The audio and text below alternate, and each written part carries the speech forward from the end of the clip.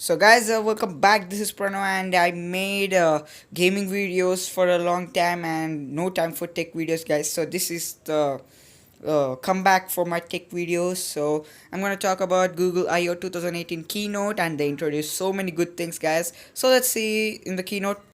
Welcome to Google I/O. Thank you for joining us. Another example of one of our core products, which we are redesigning with AI, is Gmail. We call it Smart Compose. So as the name suggests, we use machine learning to start suggesting phrases for you as you type. All you need to do is to hit tab and keep auto-completing.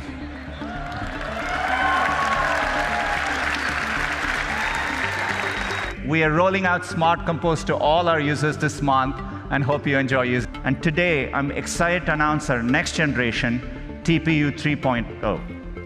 These chips are so powerful that for the first time, we've had to introduce liquid cooling in our data centers. So we've worked hard with WaveNet, and we are adding, as of today, 6 new voices to the Google Assistant. Let's have them say hello. Good morning, everyone. I'm your Google Assistant. Welcome to Shoreline Amphitheater. We hope you'll enjoy Google I/O. Back to you. So we are bringing a new feature called Suggested Actions. Say, for example, you went to a wedding and you're looking through those pictures. We understand your friend Lisa is in the picture, and we offer to share the 3 photos with Lisa, and with one click, those photos can be sent to her. By the way, AI can also deliver unexpected moments. So for example, if you have this cute picture of your kid, we can make it better. We can drop the background color, pop the color, and make the kid even cuter. Or if you happen to have a very special memory, something in black and white, maybe of your mother and grandmother, we can recreate that moment in color and make that moment even more real and special. All these features are going to be rolling out to Google Photos users in the next couple of months. And today, you want to ask Google to make you a haircut appointment on Tuesday between 10 and noon. What happens is the Google Assistant makes the call seamlessly in the background for you. So how can I help you? Hi, I'm calling to book a women's haircut for a client. I'm looking for something on May 3rd. Sure, give me 1 second. The amazing thing is the assistant can actually understand the nuances of conversation. We've been working on this technology for many years. It's called Google Duplex. It brings together all our investments over the years in natural language understanding, deep learning, text-to-speech. By the way, when we are done, the assistant can give you a confirmation notification saying your appointment has been taken care of. Android P. AI underpins the first of 3 themes in this release, which are intelligence, simplicity, and digital well-being. With Android P, we partnered with DeepMind to work on a new feature we call adaptive battery. It's designed to give you a more consistent battery experience. And then with this understanding, the operating system adapts to your usage patterns so that it spends battery only on the apps and services that you care about.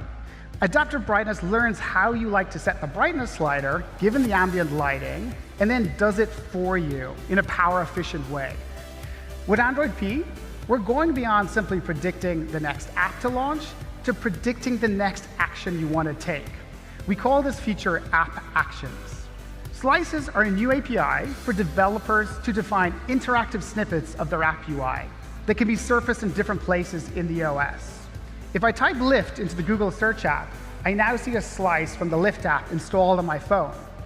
Lyft is using the Slice API's rich array of UI templates to render a slice of their app in the context of search.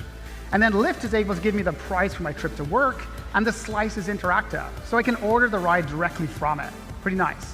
Android P will show you a dashboard of how you're spending time on your device.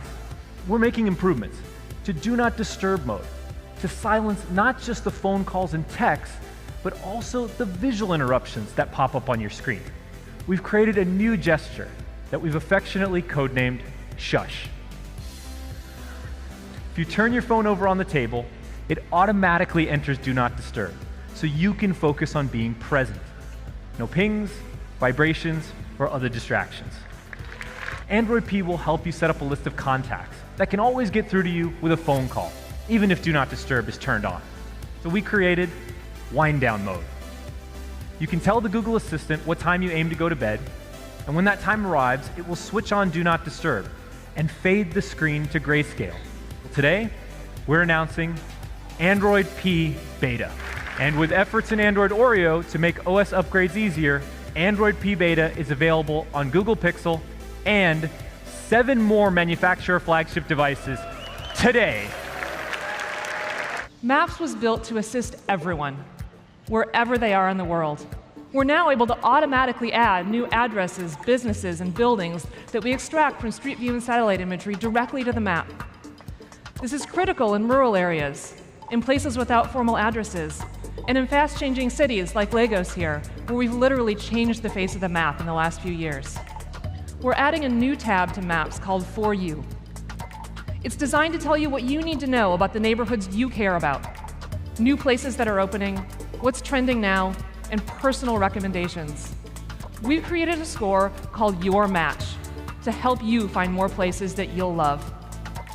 Your Match uses machine learning to combine what Google knows about hundreds of millions of places with the information that I've added. Restaurants I've rated, cuisines I've liked, and places that I've been to. Share the list with your friends to get their input too. You can easily share with just a couple of taps on any platform that you prefer. Then, my friends can add more places if they want to, or just vote with one simple click, so we can quickly choose a group favorite. So now, instead of copying and pasting a bunch of links and sending text back and forth, decisions can be quick, easy, and fun. Today, Waymo is the only company in the world with a fleet of fully self-driving cars with no one in the driver's seat on public roads. Phoenix will be the first stop for Waymo's driverless transportation service, which is launching later this year. Soon, everyone will be able to call Waymo using our app, and a fully self-driving car will pull up with no one in the driver's seat to whisk them away to their destination. And within a matter of months, we reduced the error rate for detecting pedestrians by 100x. That's right, not 100%, but 100 times. Now at Waymo, AI touches every part of our system, from perception to prediction to decision-making to mapping and so much more. Now, to be a capable and safe driver, our cars need a deep semantic understanding of the world around them. Our vehicles need to understand and classify objects, interpret their movements, reason about intent, and predict what they will do in the future. And today, I want to tell you about 2 areas where AI has made a huge impact: perception and prediction. Traditionally in computer vision, neural networks are used just on camera images and video. But our cars have a lot more than just cameras. We also have lasers to measure distance and shapes of objects, and radars to measure their speed. And by applying machine learning to this combination of sensor data, we can accurately detect pedestrians in all forms in real time. Our fleet has self-driven more than 6 million miles on public roads. And at Waymo, we use the TensorFlow ecosystem and Google's data centers, including TPUs, to train our neural networks. And with TPUs, we can now train our nets up to 15 times more efficiently. And we can't wait to make our self-driving cars available to more people. What if the cameras can help us answer questions? Questions like, where am I going? Or what's that in front of me? Our teams have been working really hard to combine the power of the camera, the computer vision, with Street View and Maps to reimagine walking navigation. You can start to see nearby places, so you see what's around you. And just for fun, our team's been playing with an idea of adding a helpful guide, like that there, so that it can show you the way. VPS, Visual Positioning System, that can estimate precise positioning and orientation. But we think the camera can also help you do more with what you see. That's why we started working on Google Lens. Oh, that cute dog in the park, that's a Labradoodle.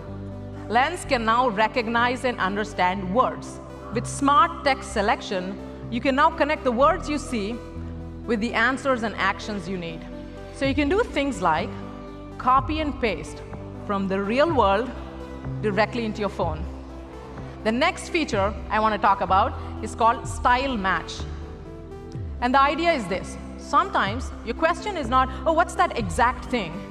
Instead, your question is, what are things like it? You're at your friend's place, you check out this trendy-looking lamp, and you want to know things that match that style.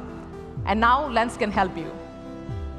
So the last thing I want to tell you about today is how we're making Lens work in real time. So as you saw in the Style Match example, you start to see, you open the camera, and you start to see Lens surface proactively all the information instantly. And it even anchors that information to the things that you see. But we're very excited that starting next week, Lens will be integrated right inside the camera app on the Pixel, the new LG G7, and a lot more devices.